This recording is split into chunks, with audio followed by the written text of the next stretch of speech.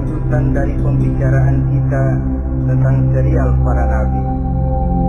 Maka pada pertemuan kali ini kita akan membicarakan riwayat tentang Nabi Sulaiman alaihi salam dan Ratu Balqis.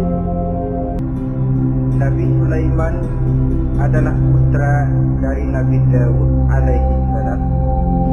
Yang Nabi Daud ini merupakan keturunan yang ke-12 dari Nabi Yakub.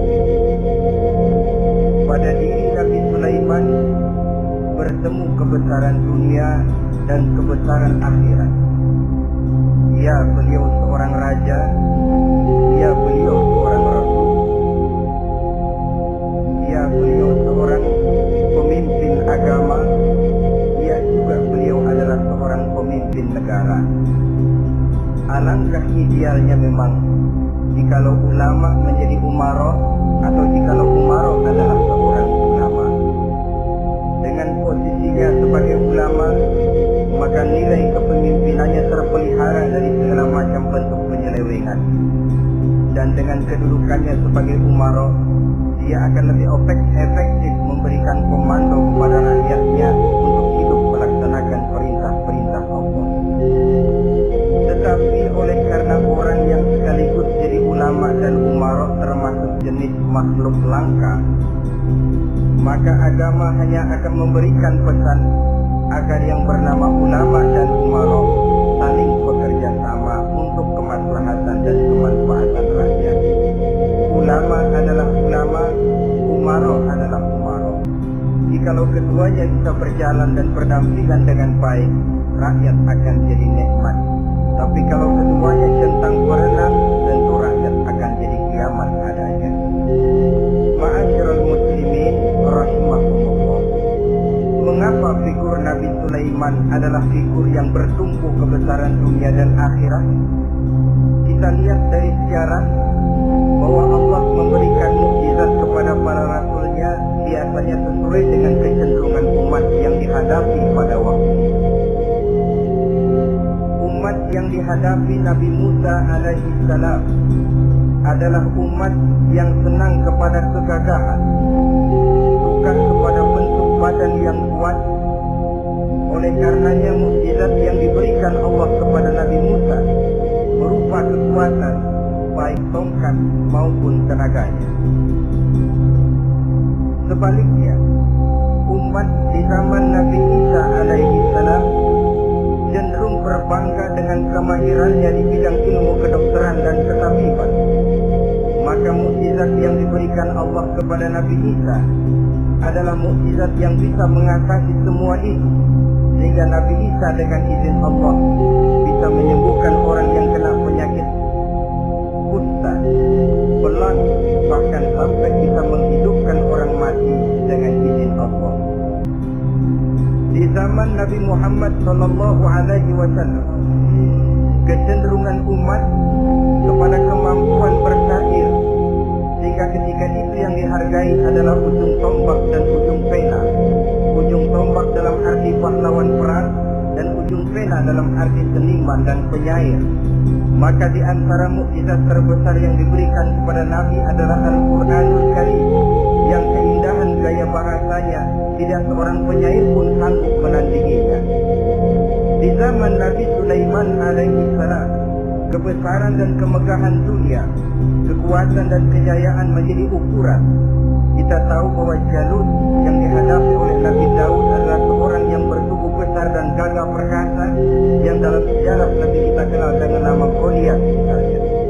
Maka tidak heran kalau mukjizat yang diberikan Allah kepada Nabi Musa merupakan mukjizat yang bertumpu antara kebesaran dunia dan kebesaran akhirat, sebagai raja dan juga sebagai nabi. Tetapi yang patut menjadikan pelajaran buat kita terhadap seluruh kebesaran yang diberikan itu, Nabi Sulaiman berkata, "Hadza min fadli Rabbi liyabluwani aashkuru am akfur." Semua ini, kekuasaan dan kebesaran, kejayaan dan kekayaanku adalah anugerah Tuhan untuk menguji diriku. Adakah aku menjadi bersyukur karenanya atau malah aku menjadi ingkar karenanya? Alangkah baiknya jika ucapan Nabi Sulaiman ini kita bisa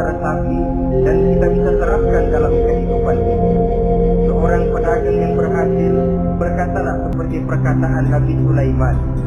Seorang pejabat dengan kedudukan tinggi berkatalah seperti perkataannya Nabi Sulaiman. Seorang ulama dengan posisi sebagai pemimpin yang non formal berkatalah seperti perkataan Nabi Sulaiman.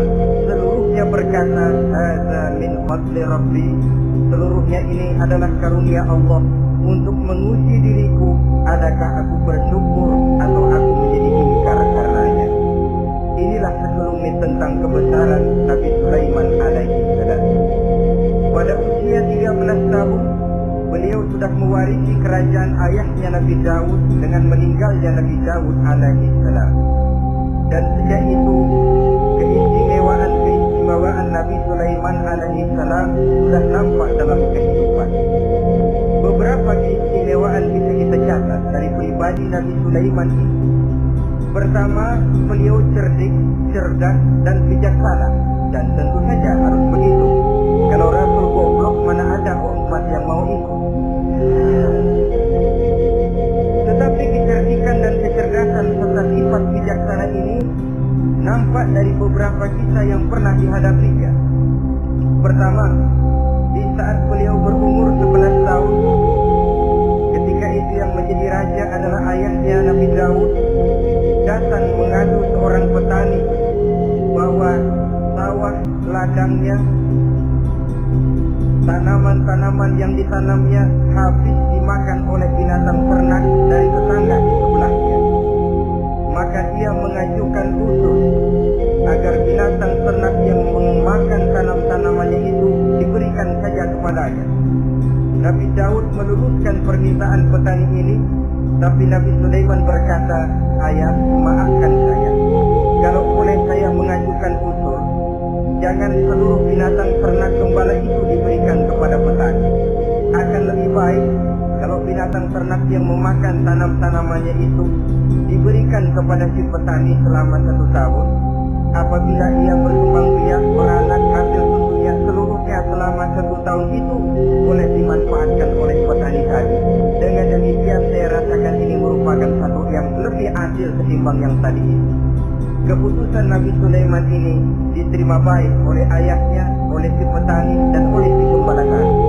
Pada usia 11 tahun, dia sudah menunjukkan kecerdikan, kecerdasan, dan sifat yang bijaksana. Contoh yang kedua,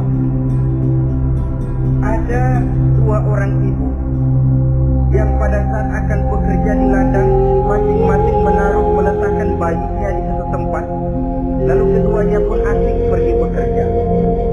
Sedang kedua ibu itu bekerja dengan asiknya, datanglah seekor serigala menerkam salah seorang anak bayi tadi, dan kemudian dibawa. Tinggallah anak bayi seorang. Ketika kedua ibu tadi kembali ke tempat dia meletakkan anaknya, maka keduanya lalu berebut anak yang satu itu. Jadi kasus berebut bayi rupanya memang sudah ada dari dulunya. Yang satu berkata itu anaknya, yang lain mengaku itu pun juga anaknya. Akhirnya keduanya mengadu kepada Nabi Sulaiman. Masing-masing ngotot, tidak ada yang mau mengalah. Akhirnya kata Nabi Sulaiman, "Kalau kamu berdua tidak ada yang mau mengalah, sudahlah begini saja. Berikan bayi itu kepada saya, akan saya belah 2 supaya adil. Masing-masing kamu bawa sarang sepotong." Ibu yang seorang berbinar matanya, kelihatannya gembira dengan keputusan itu. "Saya setuju Nabi Sulaiman, ini keputusan yang sangat adil. Betul, belah 2 saja bayi itu." Tapi ibu yang seorang malah berurai air matanya, membasahi pipinya. "Ya Sulaiman, daripada Tuhan belah 2 anak itu, biarlah berikan saja kepada ibu yang mengaku tadi itu. Tidak sampai hati saya melihat anak yang begini ini harus menjadi korban. Biarlah dia diasuh oleh ibu yang mengakuinya tadi, asal dia tetap hidup." Nabi Sulaiman tersenyum, lalu berkata kepada ibu yang berurai air mata tadi, "Ambillah anak ini, Bu, karena dia memang benar anak itu. Sebab sekejam-kejamnya hati seorang ibu tidak akan sampai melihat anaknya dibelah 2. Adapun engkau ibu yang gembira, engkau sesungguhnya ibu yang kurang ajar. Cuma sekedar ngaku-ngaku, buktinya anak mau dibelah 2 kamu setuju. ibu macam apa kamu anak dibelah dua susu? Akhirnya ibu yang satu itu menerima hukuman yang setimpal karena mengakui sesuatu yang bukan haknya. Di sini kita lihat kebijaksanaan yang dimiliki oleh Nabi Sulaiman alaihi salam. Bukti yang ketiga, pada waktu beliau mengadakan jihad fisabilillah, beliau mengadakan mobilisasi dana. Tidak cuma manusia, binatang seluruhnya ikut memberikan sumbangan. Ketika datang gajah, gajah nyumbang kerbau. Datang kerbau, kerbau nyumbang kambing. Datang kambing, kambing nyumbang ayam. Datang ayam nyumbang burung. Datang burung nyumbang balang. Datang balang nyumbang semut.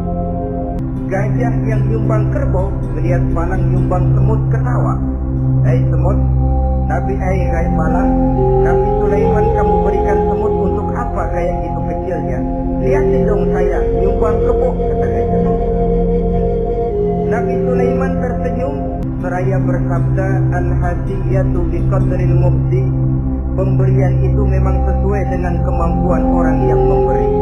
Kalau gajah nyumbang kerbau itu wajar saja. Gajah besar sumbangannya pun besar. Sebaliknya kalau balang nyumbang semut itu juga memang pantas. Balang kecil sumbangannya pun kecil. Yang tidak wajar kalau ada balang mau nyumbang kerbau, ada gajah nyumbang semut. Di sini kelihatan watak yang bijaksana dari Nabi Sulaiman alaihissalam. Ini merupakan ciri keistimewaannya. Setiap rasul dibekali dengan sifat ini yang namanya sifat watonah, cerdik, cerdas, dan bijaksana. Yang ini memang merupakan mukjizat.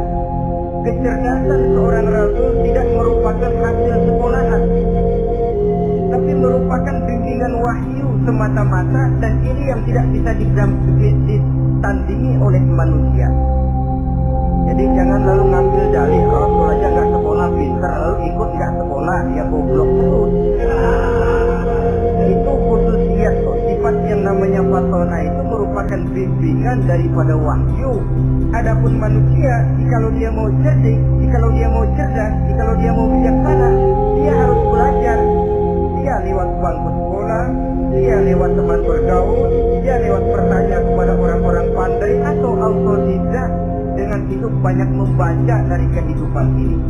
Dengan demikian nilai kecerdikan, kecerdasan dan kebijaksanaannya akan bisa meningkat adanya. Ini keistimewaan pertama.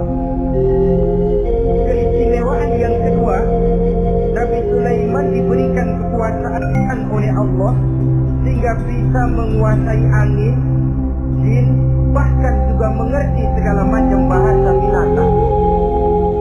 Menguasai angin, beliau bisa menundukkan angin ribut dan memerintahkannya angin itu.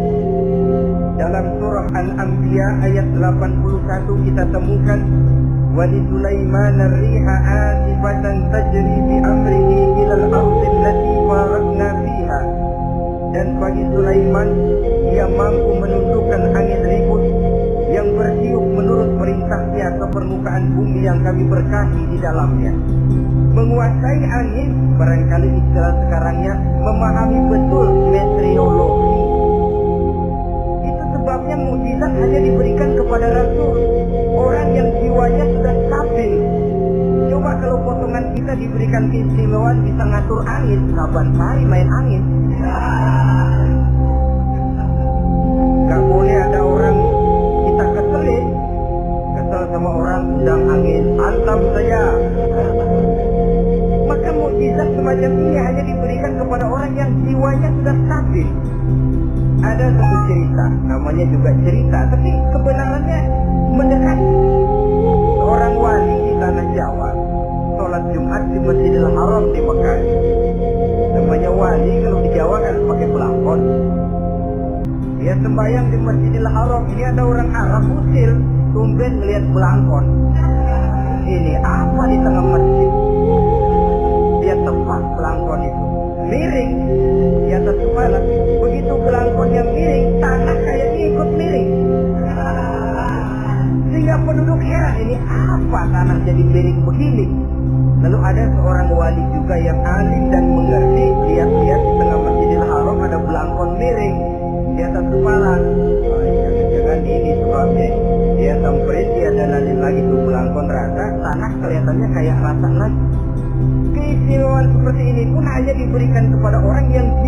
memang sudah stabil. Coba kayak kita diberikan keistimewaan kayak begitu, main belakon melulu. Saudara-saudara kaum muslimin rahimakumullah, juga bisa menguasai jin, memerintahkan jin, dan juga mengerti segala macam bahasa binatang. Kita bisa lihat dalam surah As-Saba ayat 12 misalnya.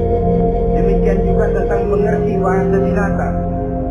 Pada suatu hari Nabi Sulaiman dan bala tentaranya lewat di satu lembah. Lembah itu kebetulan lembah semut.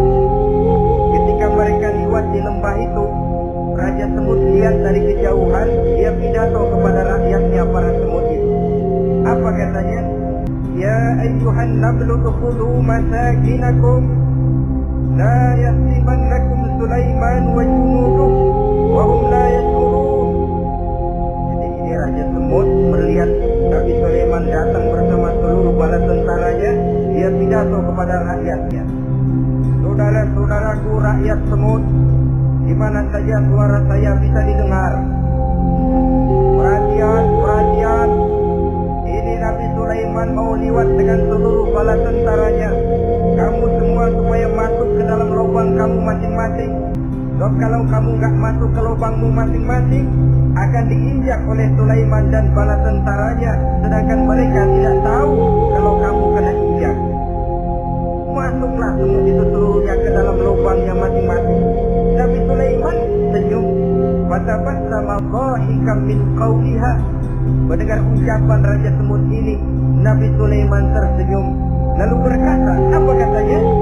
Rabbi awzi'ni an ashkura ni'mataka allati an'amta 'alayya wa 'ala walidayya wa an a'mala salihan tardahu wa adkhilni bi rahmatika fi 'ibadika shalihin. Satu pengakuan yang tulus yang jauh dari watak kesombongan. Mendengar Raja Semut berkata semacam itu, beliau senyum lalu berkata, wahai Allah, tetapkan kiranya hati saya ini untuk selalu bersyukur terhadap nikmat yang Engkau karuniakan kepada saya. Karena nikmatmu, nikmat yang Engkau berikan kepadaku, saya mengerti bahasa binatang. Karena mengerti bahasa binatang, saya mengerti seruan Raja Semut itu. Tetapkan saya untuk selalu bersyukur ya Allah atas nikmat yang Engkau berikan ini, atas nikmat yang Engkau berikan kepada kedua orang tua saya, dan tetapkan saya untuk selalu melakukan amal soleh yang Engkau ridhoi, dan masukkan saya ke dalam golongan hamba-hambamu yang soleh. Satu pengakuan yang tulus, yang jauh dari sifat kesombongan. Mungkin kalau sombong yang lahir, begitu dengar Nabi Sulaiman bahwa semut ngomong begitu, beliau akan berkata, iya, masuk ke dalam buruan. Tapi kan tidak. Malah beliau perintahkan bala tentaranya, pasukan berhenti. Ada apa Nabi Sulaiman? Di depan kita ada kerajaan semut. Mereka lagi kocar kacir masuk ke sarangnya masing-masing. Tunggu sampai mereka masuk dan kita bisa lewat dengan aman tanpa harus menginjak-injak mereka. Bala tentaranya di stop dan berhenti. Ternyata kebesarannya tidak menyebabkan ia lalu memandang remeh sampai kepada makhluk yang bernama semut sekalipun. Masih tetap dihargainya sebagai makhluk dari Allah Subhanahu wa Ta'ala. Sesuatu yang perlu menjadi contoh kita semua. Sebab orang bilang kadang kacang sering lupa akan kulitnya. Kadang posisi kita yang tinggi menyebabkan kita lupa dari mana kita berasal. Kadang harta yang kita miliki menyebabkan kita lengah dari mana kita datang. Akhirnya yang timbul adalah sifat sombong dan angkuh. Ibarat kata orang, kacang lupa dengan lanjarannya. Ma'asyiral muslimin rahimakumullah.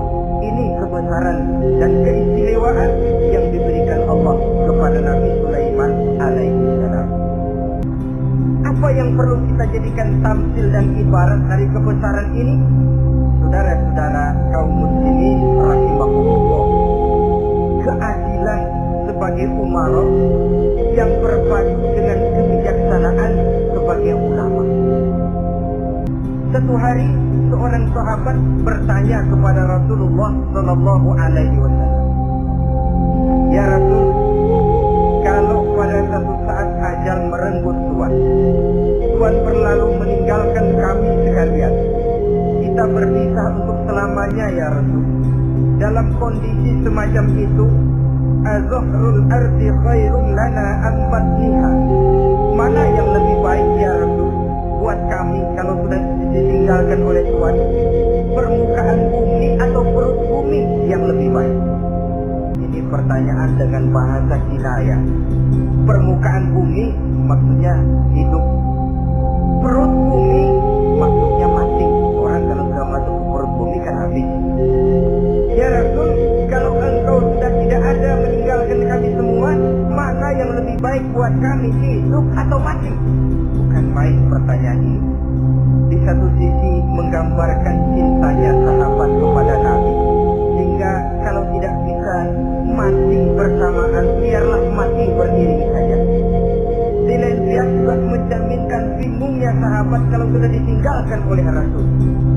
Atas pertanyaan ini, apa jawab Rasul? Kamu gak usah khawatir.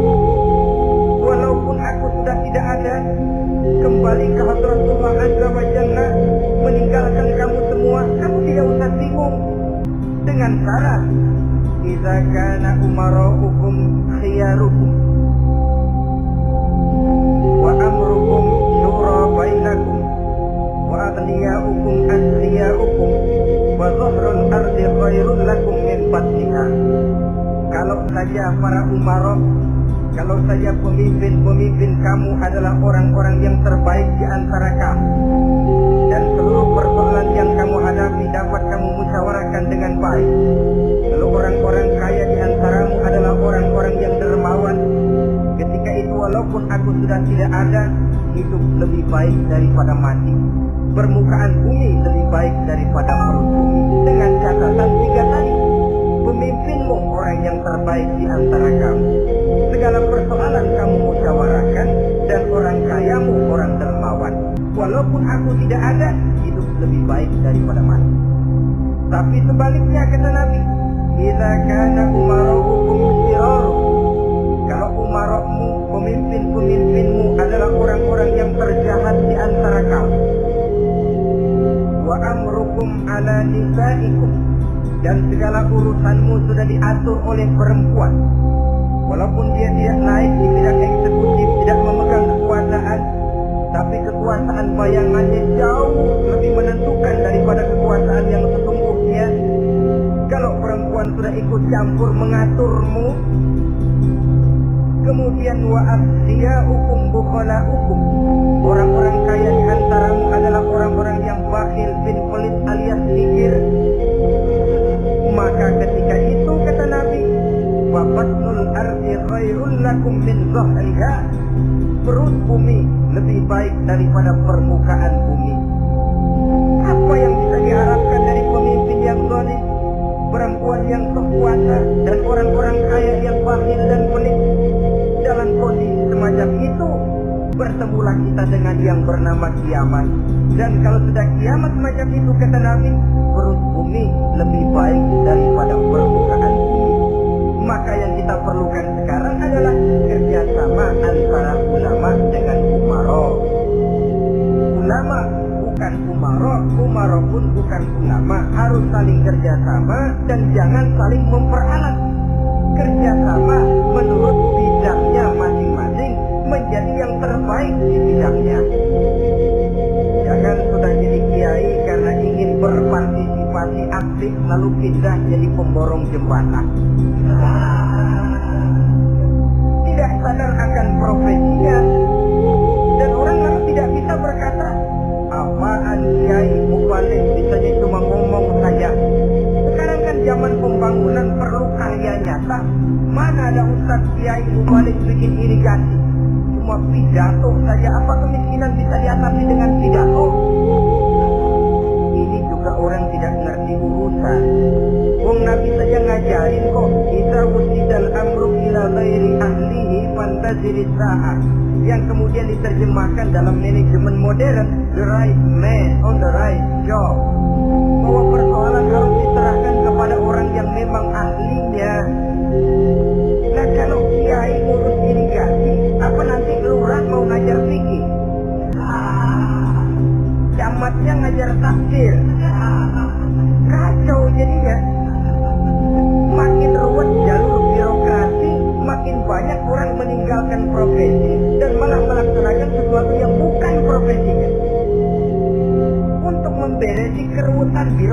termasuk diantaranya menanamkan kesadaran profesi yang menimbulkan kebanggaan dan kebanggaan yang membuahkan tanggung jawab terhadap profesi.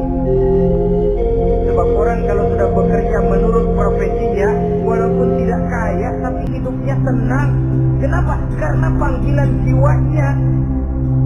Seorang kiai yang diajak ngobek, walaupun objeknya puluhan juta, kaya belum tentu tenang, karena saya yakin bukan ke sana panggilan jiwanya. Ma'asyiral muslimin rahimakumullah.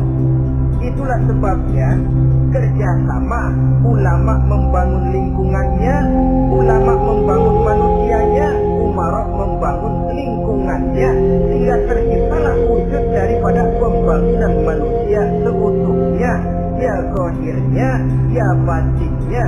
Seluruh kita berpartisipasi, hanya bidangnya saja yang berbeda-beda. Jangan yang satu merasa lebih berjasa dari yang lain, jangan yang satu merasa lebih penting dari yang lain. Seluruh kita penting, seluruh kita berjasa, cuma bidang kita saja yang berbeda-beda. Inilah bahasa Quran, kullun ya'mal ala syakilati. Setiap orang bekerja menurut profesinya masing-masing. Ma'asyiral muslimin rahimakumullah. Kita kembali kepada riwayat Nabi Sulaiman alaihi salam. Satu hari ketika beliau sedang menginspeksi pasukan, berkumpullah pasukan beliau itu, ya tentara yang manusianya, ya pasukan jinnya, ya seluruh binatang-binatangnya berbaris.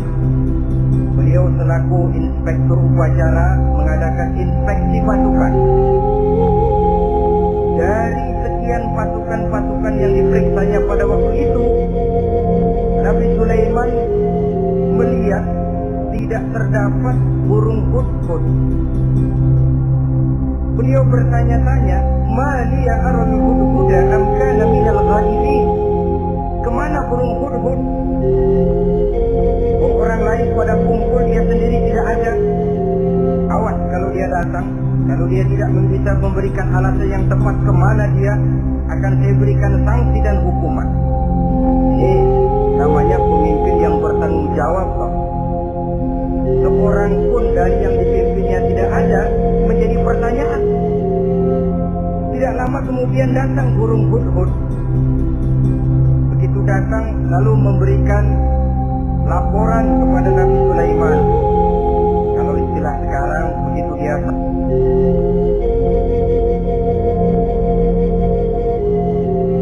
sampai berdiri hormat, lapor.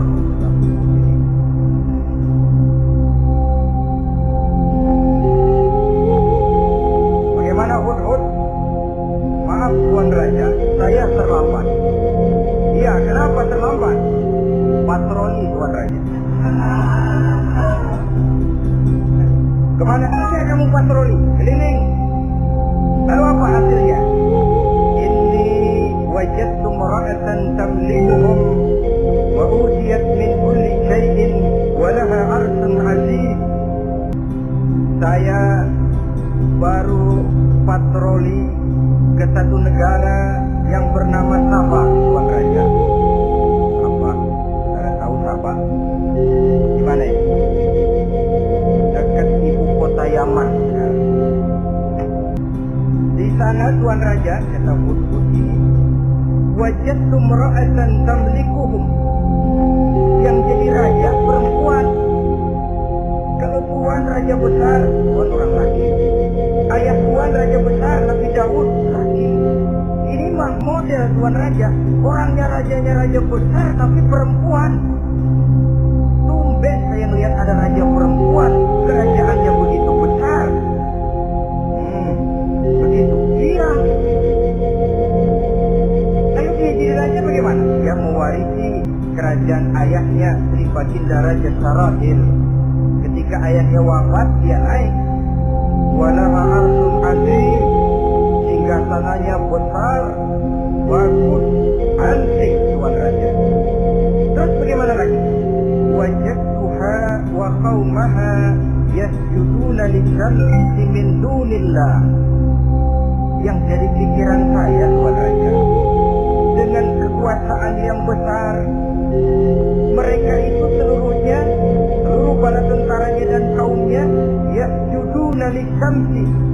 mereka menyembah matahari, bukan menyembah Allah. Mendengar ini Nabi Sulaiman tergerak hatinya. Waktu mendengar rajanya perempuan, kekuasaannya besar, belum tergerak. Tapi ketika sampai kepada yasjuduna lisyamsi, mereka sujud kepada matahari, di situ pribadi seorang rasulnya tergerak. Siapa nama ratu itu? Namanya Ratu Balqis, Tuan Raja. Begini, Hud-Hud, laporan kamu saya terima. Alasan kamu datang terlambat bisa dipertanggungjawabkan. Kamu tidak kena hukuman. Cuma begini saja, Hud-Hud, karena kamu yang laporan, kamu yang tahu lokasi negaranya, kamu yang harus melaksanakan tugas ini. Apa, Tuan Raja? Izhab bi kitabi hadza fa'alqih ilaihim. Kamu berangkat lagi ke negeri Sabah, bawa surat saya, berikan kepada mereka. Thumma tawalla anhum, kemudian kamu berpaling dari mereka, tapi jangan pulang. Fanzur madza yarji'un, lihat apa reaksi mereka setelah menerima surat ini. Baik, Tuan Raja, baik. Nabi Sulaiman menulis sepucuk surat kepada Ratu Balqis, dan surat itu dibawa oleh burung hud-hud tadi. Terbanglah si burung hud-hud ini ke negeri Sabah, masuk ke istana Ratu Balqis, dan surat itu jatuh di kamar Ratu Balqis. Diambil surat tadi, kemudian dibaca. Apa isi suratnya? Innahu min Sulaiman wa innahu bismillahirrahmanirrahim alla ta'lu alayya wa'tuni muslimin. Surat ini dari Sulaiman. Bismillahirrahmanirrahim. Jangan kamu merasa lebih tinggi dari aku. Datanglah kepadaku dan masuk ke dalam agama Islam. Suratnya singkat, padat, ultimatum. Jadi nggak pakai bahasa kembang, nggak pakai bahasa basi, langsung kepada isi. Surat ini dari Sulaiman. Bismillahirrahmanirrahim. Jangan kamu merasa lebih tinggi dari aku. Datanglah kepadaku dan masuklah ke dalam agama Islam. Ini yang disebut dakwah langsung tanpa pakai kembang. Saudara-saudara, menerima surat semacam ini, Ratu Balqis lalu ngumpulin para pembantu kerajaan, aparat pemerintah zaman sekarang. Masuk menteri-menteri, dipanggil sidang darurat di istana Ratu Balqis, membahas datangnya surat dari Nabi Sulaiman alaihissalam. Tuan-tuan para menteri, bagaimana Sri Ratu? Saya dapat surat. Dari mana? Dari Sulaiman. Katanya apa? Jangan kamu merasa lebih hebat dan lebih tinggi dariku. Datanglah kemari dan masuklah ke dalam agama Islam. Menurut pendapat tuan-tuan menteri, bagaimana surat ini? Apa kita penuhin permintaannya? Kita datang rame-rame masuk Islam? Oh, kata menteri, jangan dulu tuanku, gengsi dong. Kita ini kan kerajaan besar, tentara kita gagah, masa mau menyerah tanpa syarat? Soal nanti kita kalah atau menang itu soal lain, Tuan Perdana Menteri, Tuan Ratu. Tapi bahwa kita punya harga diri itu harus kita tunjukkan lebih dulu. Jadi menurut Tuan Menteri bagaimana? Kami sih nunggu komando Tuan Putri saja. Artinya kalau boleh perang saja. Mau duluin, takut pikirannya loncong. Kami sih gimana komando Tuan Ratu saja. Tuan komandokan berangkat, kami segera berangkat. Terserah Tuan Putri, kami seluruhnya loyal, taat dan setia menunggu titah dari Sri Paduka Ratu.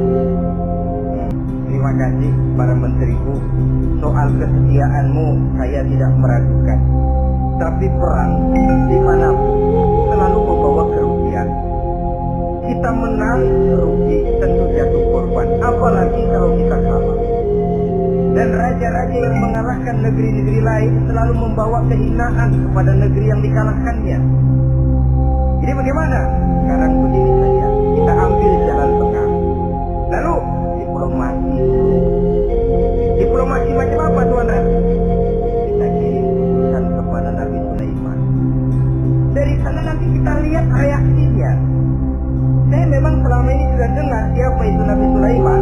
Katanya orangnya masih muda, masih bujangan, bijaksana, kekuasaannya besar, tentaranya hebat. Cuma kan baru berita, kita cek.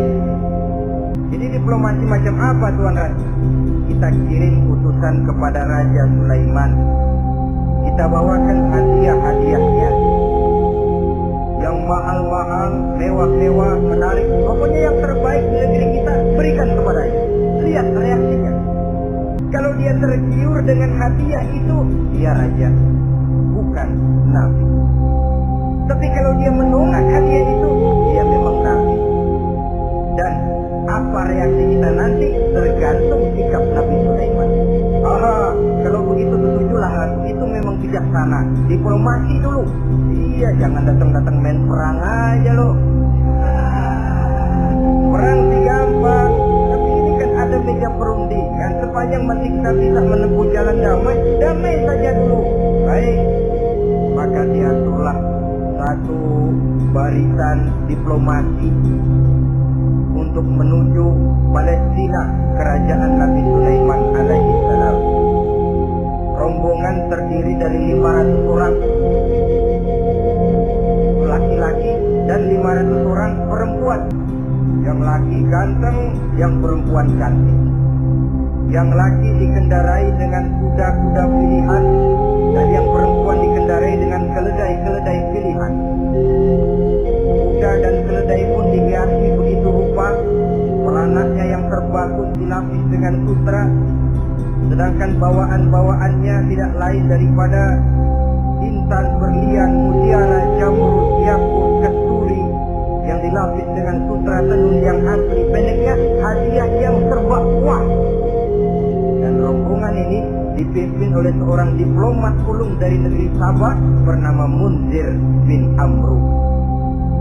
Ini ahli diplomasi dari negeri Sabah. Dipesanlah oleh Ratu Balqis, kalau datang nanti kamu ke negeri Sulaiman, sikapmu harus begini-begini dan segala macam. Ditatar dulu. Ini mau diplomasi tingkat tinggi. Baik, dilihat. Nah, sudah mendengar perundingan ini, burung hut-hut pulang ke negeri Nabi Sulaiman. Apel lagi, lapor Tuan Raja. Bagaimana hut-hut? Sikapnya mereka akan mengutus utusan dengan membawa berbagai macam hadiah untuk datang ke negeri kita. Baik. Nabi Sulaiman kumpulkan tentaranya, terutama para jin. Hei tentaraku, khususnya kalian para jin, akan datang rombongan tamu besar ke negeri kita. Maka mulai saat ini saya komandokan kamu bangun satu istana yang megah, yang belum pernah ada dalam waktu yang relatif singkat. Dan lantai daripada istana itu harus dilapis dengan kaca-kaca tebal yang bening, bawahnya diisi dengan air, diisi dengan ikan-ikan hias yang indah-indah. Baik Tuan Raja. Maka tentara Nabi Sulaiman, sejak manusia sampai binatang sampai jin, semuanya kerja bakti membangun istana yang megah. Sehingga sebelum rombongan kerajaan Sabah ini sampai, istana sudah selesai. Mereka masuk ke dalam istana Nabi Sulaiman. Begitu melihat lantainya gemerlapan air, masing-masing pada ngangkat kain. Takut kainnya basah. Waduh, ini istana kebanjiran begini. Kata Nabi Sulaiman, gak usah diangkat kainnya, gak usah. Ini dilapis kaca, cuma bawahnya memang kolam. Kolamnya berisi ikan. Oh, bengong. Bengong. Bengong, macam pada melongo. Ya. Saudara-saudara, jadi persis orang yang tinggal di puncak gunung datang ke tengah-tengah kota.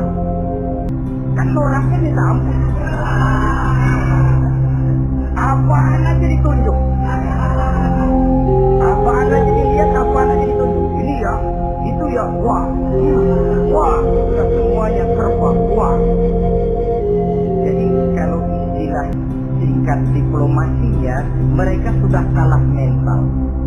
Dan itu sudah kemenangan pertama dari Nabi Sulaiman. Sudah itu. Mereka merasa Nabi Sabah kaya, luar biasa, hebat. Begitu datang ke Nabi Sulaiman, mereka jadi orang norak kaya. Sudah kumpul, selamat datang tuan-tuan ke negeri kami. Ada pesan apa? Majulah Munsir bin Amru. Tuan Sulaiman, bagaimana? Kami diutus oleh Sri Baginda Ratu Balqis untuk menyampaikan hadiah-hadiah yang kami bawa ini. Intan, berlian, yakut, jamrud, kesturi, dan barang-barang mahal lainnya. Mudah-mudahan Tuan bisa menerima dengan senang hati. Nabi Sulaiman tersenyum. Lalu beliau berkata, "Atumiddunani bimalin, fama atani Allahu khairun mimma ataakum." Kamu mau memberikan saya seluruh hadiah-hadiah permata intan ini, padahal apa yang telah diberikan Allah kepada saya jauh lebih baik dari apa yang telah diberikannya kepadamu. Kamu merasa bahwa saya kekurangan semua ini?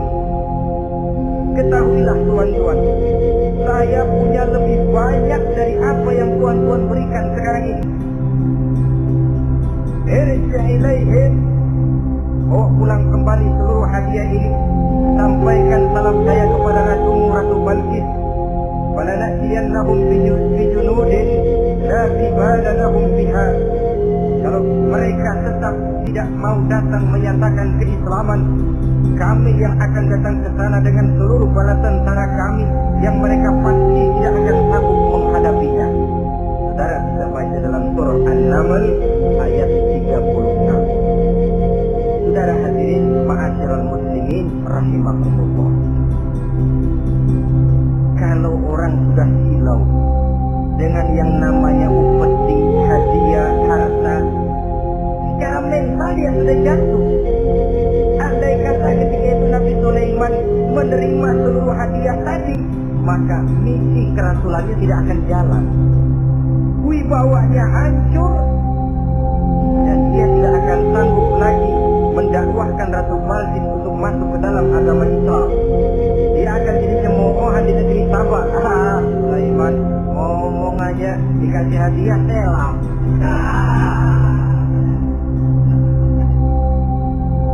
Ternyata ada yang lebih mahal dari harta, ada yang lebih mahal dari intan dan mutiara, ada yang lebih mahal dari pangkat dan kedudukan.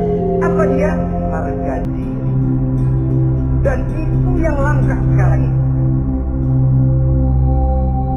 Lebih baik jalan kaki tapi kita bebas mendongakkan kepala kemanapun kita mau, daripada naik mobil empuk tapi mata nunduk saja nggak berani lihat ke atas. Kehilangan harga diri.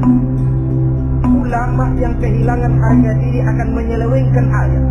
Pejabat yang kehilangan harga diri akan melakukan segala macam penyelewengan dan lain sebagainya. Harga diri sesuatu yang mahal, terutama di kota-kota besar, kota-kota yang menyandang gelar metropolitan. Biasanya harga diri ini sudah tidak dihiraukan orang lagi. Cuma untuk uang yang relatif kecil, cuma untuk kedudukan yang temporer, orang tidak segan-segan mengorbankan sesuatu yang paling mahal yang bernama harga diri. Akhirnya suap merajalela, sogok menjadi-jadi, semir pun menjamur, bahkan malah kadang-kadang jadi target.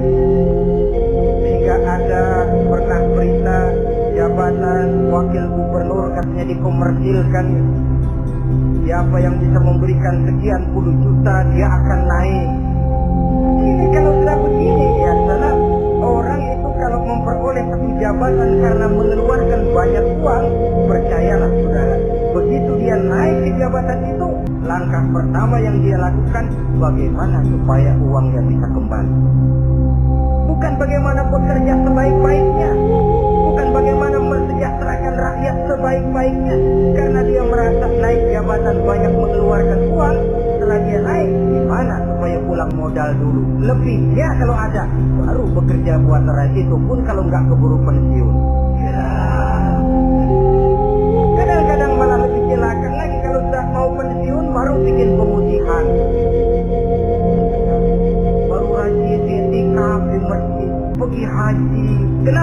agak pensiun.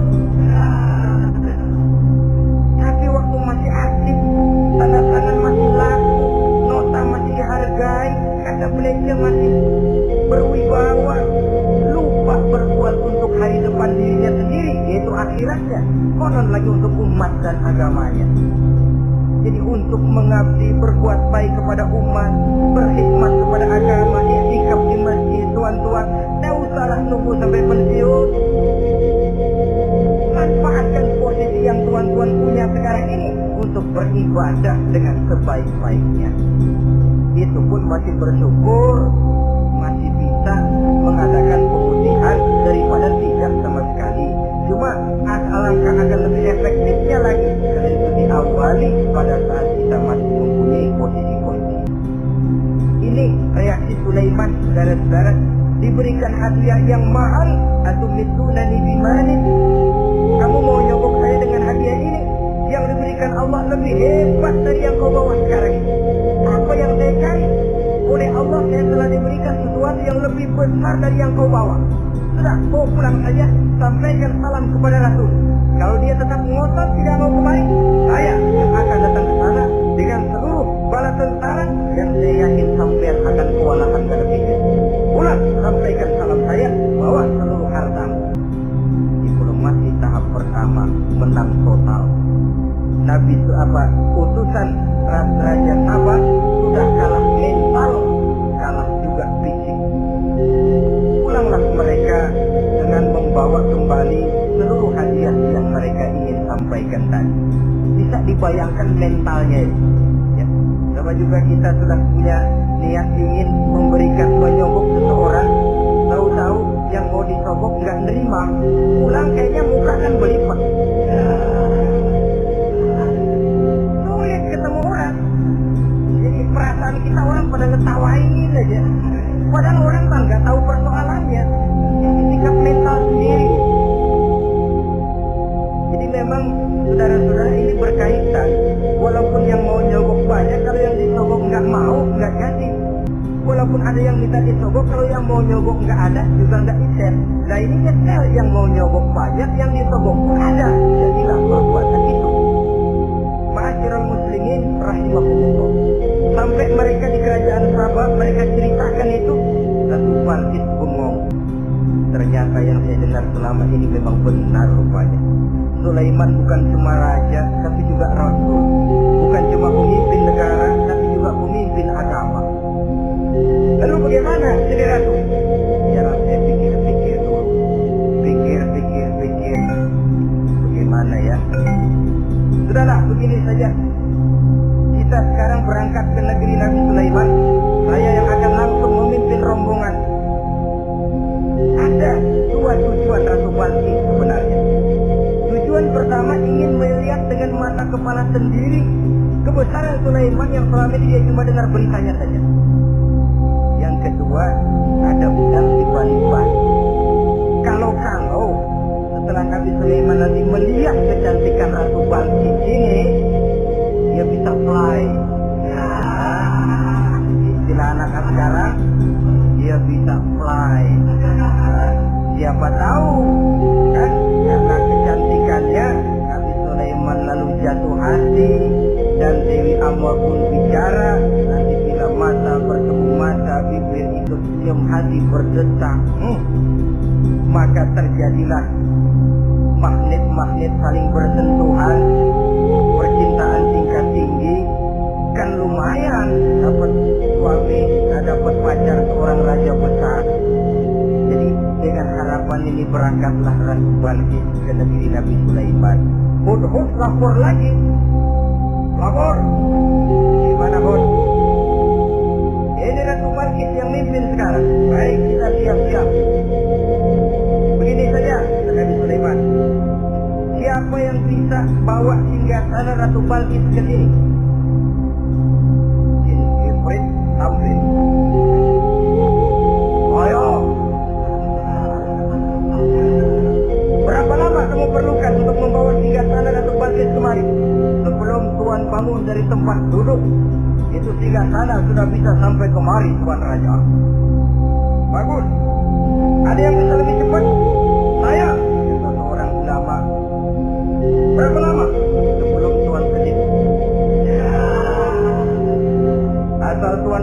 Tuan melek lagi, singgasana sudah sampai di sini. Baik, kerjakan. Dalam waktu sekejap itu singgasana Ratu Balkis sudah sampai di istana Nabi Sulaiman. Pasang di sini, biar dia duduki nanti, rubah sedikit biar dia nggak kenali. Dirombak sedemikian rupa. Masuk Ratu Balkis ke istana Nabi Sulaiman. Terjadilah kemudian di perundingan semacam tingkah tinggi antara raja dengan raja. Bagaimana Tuan Ratu Balkis? Iya, Tuan Sulaiman. Iya, bagaimana? Saya kagum dengan kebesaran Tuan. Bukan kebesaran saya. Seluruhnya ini adalah karunia Allah kepada saya. Saya dengar Tuan menyembah matahari. Padahal matahari tidak pernah memberikan apa yang Tuan kehendaki. Matahari tidak pernah menciptakan Tuan. Adalah lebih baik Tuan menyembah yang menciptakan matahari daripada menyembah matahari itu sendiri. Nabi Sulaiman, bagaimana kalau kita mengadakan sambil berunding, sambil lobbying istilah sekarang. Baik, lobbying pun jadi. Berjalanlah meninjau seluruh pelosok istana Nabi Sulaiman alaihissalam. Seperti halnya bala tentaranya, Ratu Balkis juga sampai di lantai kaca, angkat kain. Kata Nabi Sulaiman, jangan diangkat tuh kain. Ini bukan air, istana kaca. Main kebesaran kamu. Melihat begitu kebesaran Nabi Sulaiman, Ratu Balkis yang niatnya sementara mau melontarkan diplomasi asmara, lupa. Lalu apa katanya? Rabbi inni zalamtu nafsi. Ya Allah, selama ini saya benar-benar telah zalim kepada diri saya. Begitu banyak nikmat yang Engkau berikan kepada saya. Saya jadi ratu dengan kekuasaan yang besar, mewarisi kebesaran ayah, dengan kerajaan dan bala tentara yang gagah perkasa. Bukan saya bersyukur kepadamu, malah saya menyembah matahari. Inni zalamtu nafsi. Sungguh saya telah zalim kepada diri saya. Maka mulai sejak saat ini, aslamtu ma'a Sulaiman lillahi rabbil alamin. Mulai sejak saat ini ya Allah, saya nyatakan diri, saya masuk Islam, bertuhankan Allah Rabbul Alamin. Saya tunduk kepada Nabi Sulaiman alaihi salam. Masuk Islam sebelum diplomasi asmaranya melayang darat-darat. Sudah masuk Islam? Sudah. Nah, Ratu Balkis sekarang bagaimana? Ya Nabi Sulaiman, kalau saya masuk Islam, apakah kerajaan saya akan tunduk dan diatur oleh kerajaan Tuan? Tidak. Kamu pasti akan pulang ke kerajaanmu.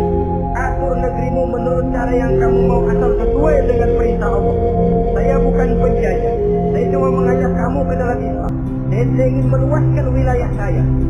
Asal kamu sudah masuk Islam, tugas sudah saya jalankan. Perkara kerajaanmu, kau pulang, kau atur dan kau tetap jadi raja. Jangan merasa kalau sudah masuk Islam lalu kerajaanmu saya caplok. Islam bukan penjajah, Ratu Balkis. Baiklah Nabi Sulaiman, saya tahu. Tapi untuk melanggengkan kerjasama antara kerajaan Sabak dengan kerajaan Tuan, caranya bagaimana? Mulai mojok-mojok. Dia nggak bilang lu demen aja deh sama gue. Bukan. Cuma untuk jangka panjangnya Sulaiman, supaya kita tetap bisa kerjasama, caranya bagaimana? Ya supaya kerajaan berumur panjang, kau harus punya keturunan. Kata Nabi Sulaiman. Itu kan berarti saya harus nikah. Memang. Tapi saya ratu. Suami saya kan paling kurang juga harus maharaja. Sah. Ya sebenarnya sih cuma dia nggak bilang aja. Di kerajaan gue nggak ada yang setimpal. Pokoknya malu. Itu kalau bahasa kita, cuma ini kan bahasa perempuan. Perempuan kan paling bisa nahan perasaan. Gak kayak orang laki kalau lagi mabuk cinta, teler. Sama siapa aja dia cerita.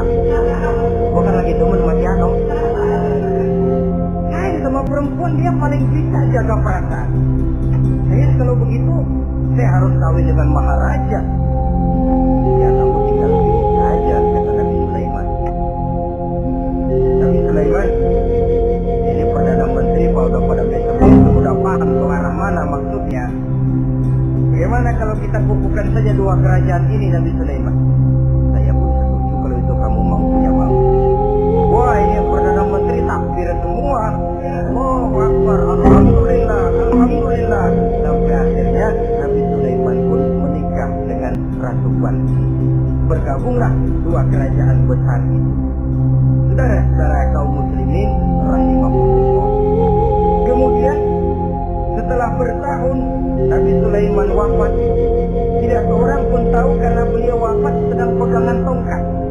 ketika tongkat dimakanin rayap, rapuh, baru beliau jatuh.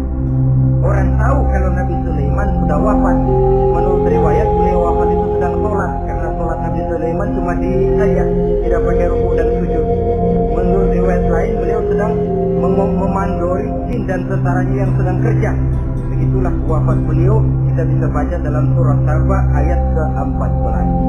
Setelah beliau wafat, Palestina diserbu oleh Raja Bukhtanasor atau Raja Nebukadnezar. Seluruh kebesaran Sulaiman di bumi hanguskan, istananya dihancurkan, intan permata dan kekayaan beliau dirampok, dan tinggallah kebesaran Sulaiman cuma legenda saja yang kita kenal dengan istilah Haikal Sulaiman. Legenda, riwayat-riwayat yang sampai sekarang ini masih bisa kita telusuri kebenarannya. Saudara-saudara, inilah pertemuan yang singkat ini, walaupun serba singkat, mudah-mudahan ada manfaatnya. Dengan kesimpulan, seluruh anugerah yang ada pada kita hakikatnya karunia Allah. Marilah kita menjadi orang yang pandai bersyukur atas anugerah ini. Terima kasih atas segala perhatian. Mohon maaf atas segala kekurangan. Uzikum wa nafsi bitaqwallah. Wassalamualaikum warahmatullahi wabarakatuh.